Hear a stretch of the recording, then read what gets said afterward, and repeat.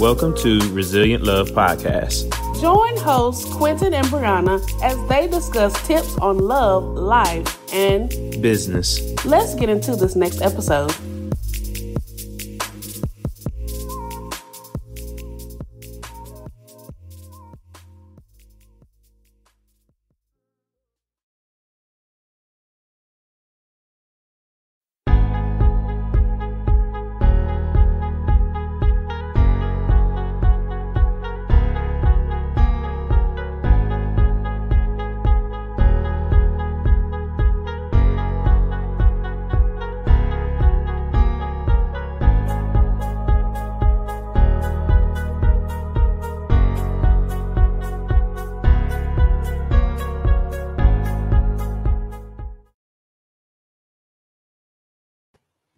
Hey everybody. Hey everybody. We are back with another episode of Resilient Love. Okay, you own it. Good. All right. So, guys, we are back again. And this episode, we are talking about purpose in a pandemic. You know, throughout this time, if you guys recognize this month, March 2021, represents one solid year since the first case was actually mentioned. But outside of that, there were some things happening in people's lives that you just wouldn't know unless you took the time to ask. And so we have a special guest with us today, our friend, Miss Lita Ward. Hi, Miss Lita. Hey guys, how you doing? Thank you guys so much for having me on this wonderful, purpose-driven broadcast. Yes. And she said it best. Look, we're going to have to keep you on. So, I don't want to hold the conversation. Go ahead, Q. So, I'm so glad to have Miss Lita. I'm going to jump right in with the first one. We will allow you to introduce yourself to our listeners and tell them how amazing you really are beyond what we know.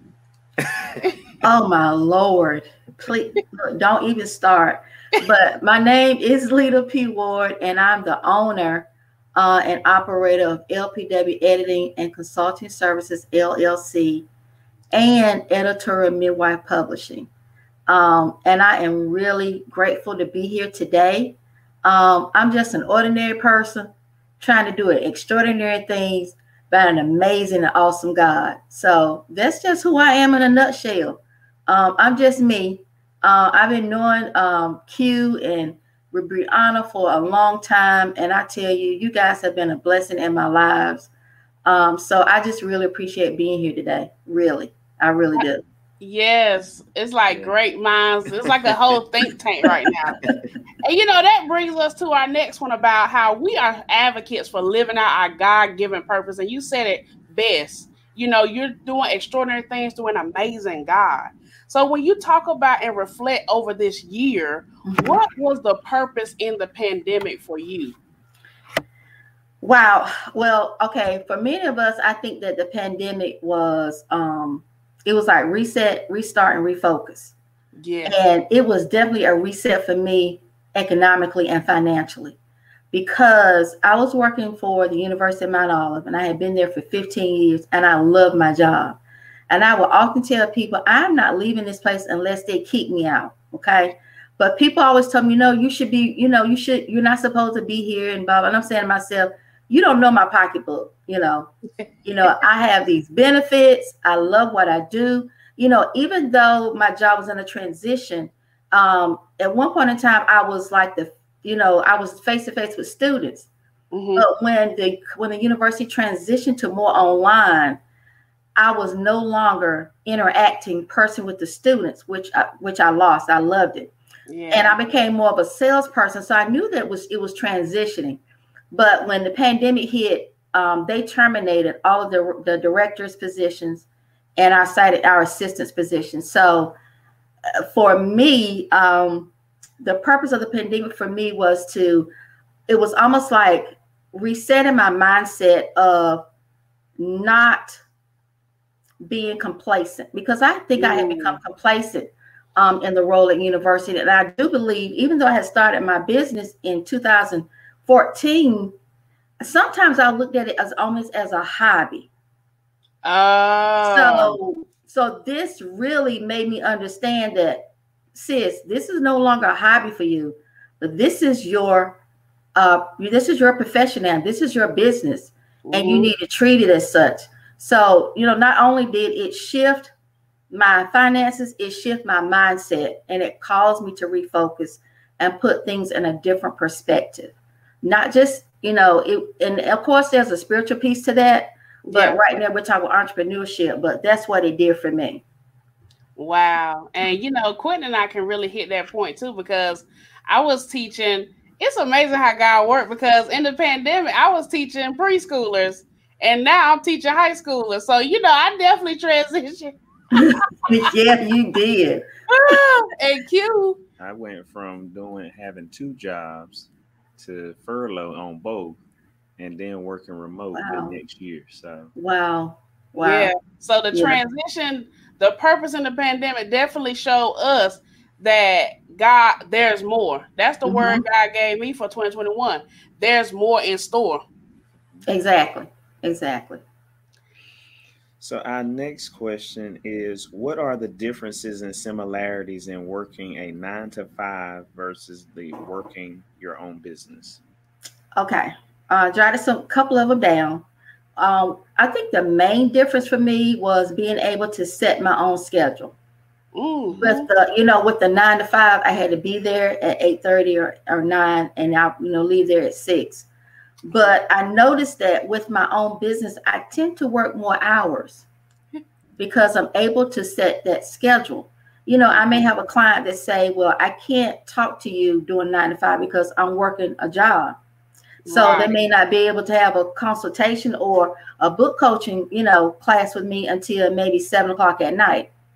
Or I would stay up, you guys, editing or formatting like 10 o'clock, or I would get up at midnight, can't sleep and work on a book. And my husband like, it's like you're working more hours now than when you were working, at the university. Yeah. So, there's, but another good thing about it is the flexibility. Where I'm able to set my own schedule, because my oldest daughter, she became ill in October of 2020. And I had to, she's in Raleigh, her and her husband and son. So I had to go and live with them from October until a week before Christmas. And I know that if I had a 9 to 5, I would not have been able to do that. So there's a lot of purpose in that pandemic, because God already knew that I was going to be needed, somewhere else. So, so don't, I tell people all the time, don't sweat God's purpose and his plan for your life, because one way or the other, it's going to come to fruition. You can kick and scream all you want, but you just might as well just get with the program and make your life a little bit less stressful and a little bit easier, and just go with the flow. So that's, the difference for me. Now, the similarity was being professional and working with integrity. If you say you have this set out for you to do, you need to do it. If you tell somebody that you're going to do this, and that, that's what you need to do. And definitely being professional at all times. That's, I think that's the greatest similarity of working a 9 to 5 and working your own business. You still want to have those great assets that you had, in the marketplace, in your business. And I love how you said still professional. Because especially, and I'm gonna just take a little veer off right here, we are African Americans, and we have to keep the professionalism at its highest. Yes. I know some people don't want to say that. That's like the elephant in the room, but we have to. And a lot of times, if we have an off day as entrepreneurs, like, it's almost like you really can't have an off day. I told Quentin, because I myself actually got ill. And it's like, during my time, it was almost like, girl, you really can't be sick, because you got to do this, you got to do this, you got to do that. And, you want to keep that level of professionalism clear, cut across the board, and communicate whatever changes are happening. And it's so amazing, like you said, how God already knew. I need to take you out of this set location and give you that open opportunity to move like you need to. Exactly. So that's awesome. Yeah. Exactly. Yeah, same for me. Is working remote is definitely a change for me. Never before have I ever thought. So, really, even though I can just get up, maneuver how I want to, I still have to create a structure in my day. Mm-hmm. And Yeah. even in my downtime, be doing something productive. Right, right. You're Yeah. right because I could definitely like just I get up and do my devotion, and try to do a little bit of workout, and then just immediately get distracted.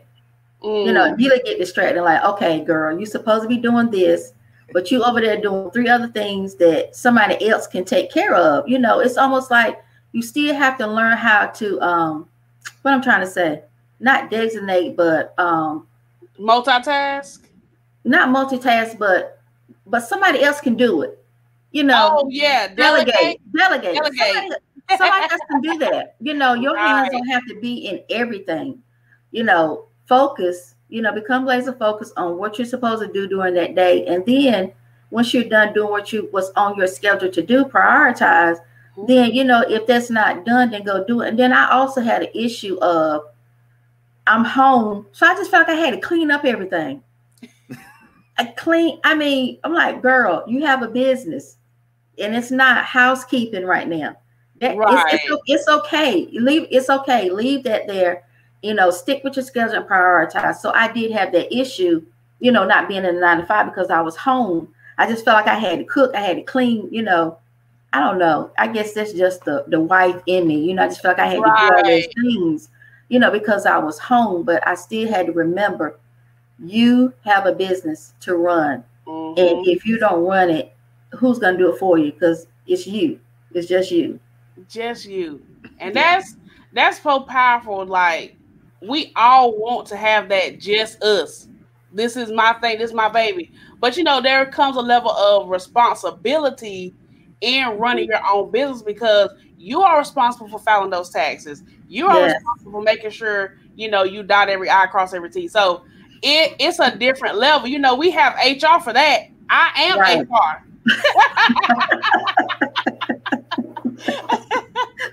Did you want to add anything? It's just funny when you said HR, you want to pick up the line and dial an extension and say, HR, I got this issue with my check, but you have to call yourself and say, Self, we didn't take care of that. And that brings us to this other question about, what's your main advice for someone who feels led to go into full-time entrepreneurship? Okay. What I would like to share with them is to make sure you're ready to handle your finances responsibly. Because it may be a while before you are in I'm on the plus side. Right. It may be a while. Just because you get that first good check does not mean for you to go out and splurge and buy you those shoes or that pocketbook you've been looking at. Okay. Invest back into your business, or just save. Yeah. So, because finances can cause a lot of stress. Even though I'm running this business, I still have a household. We still have bills. You know what I'm saying? When I took over, became an entrepreneur full time, I wasn't just trying to put everything on my husband. Right. I still wanted to be able to, help out like I did before. So my advice is to handle your finances responsibly. Please. Please do that. Listen. And be prepared to, take some losses and learn from them. Because, even though you're in business, everybody's not going to utilize your services, especially family and friends. And try not to take that personal. You have to understand that they're not the only one with wallets and pocketbooks and purses. Did y'all catch that? And oftentimes, your services you have may not fit their wallets and purses, but it does fit a lot of wallets and purses out there. Okay, so do not, don't lessen or minimize what you have to offer. by thinking it is too much. If you don't value yourself, no one else is going to value yourself. That's right. But make sure what you are charging, you're giving more than what you're charging. And it doesn't necessarily have to be a lot of work. It can be that professionalism. It can be, that integrity, that spirit of integrity. It can be, mentoring, whatever it is. It does not necessarily have to, be taken away from your finances. Exactly. Man. I know there was a lot, but I couldn't just think of just one thing. No, that's good. Because we need the truth, and the truth shall set you free and let you know if you're going to really pursue this, or is this just you having a rough day? Yeah. And I think it's equally important because we know that a lot of entrepreneurs are going to be birthed out of this pandemic. Mm-hmm. They already have began, but there's going to be more. And they need some foundational principles to stand on when times get hard. Yep. Yeah, exactly. Yeah, because so many be ready to just throw in the towel because it's not going to be the way you see it. You looking at all the famous entrepreneurs and they made it big. I don't think the majority of them made it overnight. Come on. Not the ones that I've seen, and not the ones that look like me. Well. So, exactly. Us. Right. So, yeah, they had to work for it. So you do have to work. It's not going to come easy. Mm-hmm. Nothing worth having ever does. Yeah, and I love that because you have to set a foundation. You don't want to have that almost like I won the lottery type business. Like it's good for this season, right? But I didn't do the proper harvesting, so it'll last for the next one. Yeah. It definitely builds momentum, but it jumps right into the next question, and I'm really interested in hearing the answer to how has this transition made you more resilient? Well, I read this somewhere, and I had it written down. It says that resilience is our ability to bounce back from the stresses of life. It's not about avoiding the stress, but learning to thrive within the stress. Ooh. And I know that this pandemic has been very stressful, emotionally, spiritually, financially. I mean, the whole nine. But it has taught me to lean more on God. It really has. And it has also taught me that I have to trust him more, because when that safety net was snatched from under me, which was my job. Yes. I was like, what in the world are we going to do now? And my husband has always been the voice of reason. He was like, listen, you need to calm down. It's going to work out. If God allowed it to happen, he already has a plan in place for it. But if you don't feel like you see it, then you need to seek him so he can reveal it more to you. Because my natural mind said, how are our bills going to get paid? We got this house. I got this car. You got your truck over there, but I got this car. How are we going to make it? But even in the pandemic, you guys, I was able to pay off my car. Tell God, thank you. So who does that other than him? Yes. So I was worried about the car making the monthly payment, but he already had it made out where I was going to be able to pay it off. So somebody say paid off. Paid off. So so it and then I looked up resilience, and it said that it was made of 5 pillars: self-awareness, mindfulness, self-care, positive relationships, and purpose.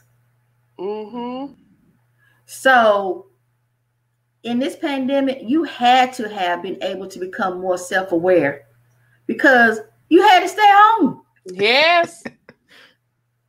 I looked at myself and myself said, you home. You home. What are you finna do now? Hello. You don't have a job.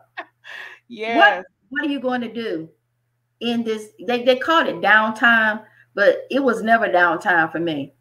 They called it wasn't, because I became more mindful of, God, what is it that you would have me to do? I became more purpose minded. Yeah. Because I didn't, and even at when they lifted up some of the, regulations, I still look for a job. And I was like, why are you looking for a job? You're at this computer every day, you're working on this manuscript, or someone is calling you, or you're mentoring, or you're coaching. Why are you looking for a job? Because that's the other side of me saying, but the benefit, I need the health benefits. He was like, no, you don't need that. It's being taken care of. Yeah. It's being taken care of. So, I mean, and then, self-care, you have to take care of yourself. Mm-hmm. Because if you don't, how are you going to be able to function? And then the other thing was, the purpose piece. Okay. Yeah. Now, I looked up the purpose piece because it was just, when I looked at purpose in the pandemic, when I saw it on your broadcast, mm-hmm. I'm like, oh, okay. So she did tell me that earlier, but I completely forgot all about purpose was actually the key. So when I looked up purpose, it's just the educator in me. You guys. Yeah, you got to dissect this thing. You got to dissect it. Right. Purpose is the reason something or someone was created. And then God gave me the God-given design and tapestry of our lives. It's our roadmap to success and accomplishing life's assignment. So my resilience is helping me to fulfill my purpose in the kingdom. And what he has blessed me in this pandemic to do full time. Yeah. So I don't look at it so much as entrepreneurship. I'm looking at it as fulfilling my purpose in the kingdom. I'm looking at it as it's a life's assignment. And I feel like if I handle it like that, by me putting him first, then I do what I'm supposed to do. I walk in integrity. I be professional. When someone talks down to me or gets on my nerves or under my skin, I'll act like he wants me to act. I won't act like them, even though I want to act like them. but the Holy Spirit won't let me act like them. Hello. So, right. So you've been tested, tried, but you survived. Yes, we survived. Not just surviving, but we thriving. We thriving. Exactly. And that's so powerful, you guys, because Miss Lita just dropped a whole book. She is the editorial midwife. She just dropped the whole book in this session. So you guys better catch The Purpose in the Pandemic, Lita P. Ward. So I want to know, Miss Lita, before we close out, what else do you want to leave with our listeners and let them know where they can follow you?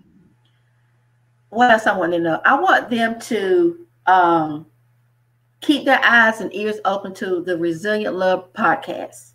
Because you guys are dropping some dimes, and you're dropping wisdom and knowledge and understanding. And you guys have a lot to offer. I'm really excited about you guys. Excited about your book, your ebook that you released. Yeah. And looking for more. And that's all I want to share about you guys. But as far as how they can, connect with me, I'm on Instagram as _editorial_midwife, or they can check me out on Facebook at LPW Editing. I do have a Facebook page, or litaward.org. Well. I tell you what, I have gained some knowledge, some keys. I got the keys. I'm going to say that. I'm going to have some keys to my car, keys to the house. Some of you guys better catch these nuggets, and you're going to have some keys too to unlock some doors. All right. Because the pandemic really ain't over. Mm-mm. It's not. That means there's still some things that's going to be birthed even out of this. Exactly. So, Q, what you want to say? As you were talking about keys, I heard early on in the pandemic there will be keys in the streets. But the thing about keys in the streets, you still got to do the work and go pick them up, Mm-hmm. and All right. do what's necessary to keep the keys. Mm-hmm. So you can get the keys and still lose them. So you got to keep those foundational principles intact. Yep. Come on, Prophet Q. Oh man, this has been so good. Listen, drop your comments down there. Leave us a great review on Apple Podcasts, even on other listening platforms. And listen, the links will be in the description box. And you guys have a great one. Thank you, guys. Thank you.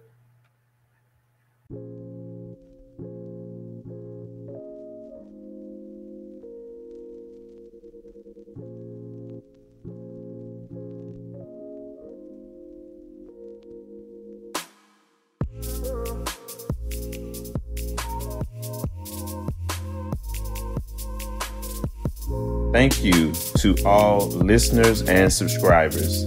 Follow us on Instagram, Facebook, and YouTube. Leave us a 5-star review on Apple so that we can continue sharing resilient love.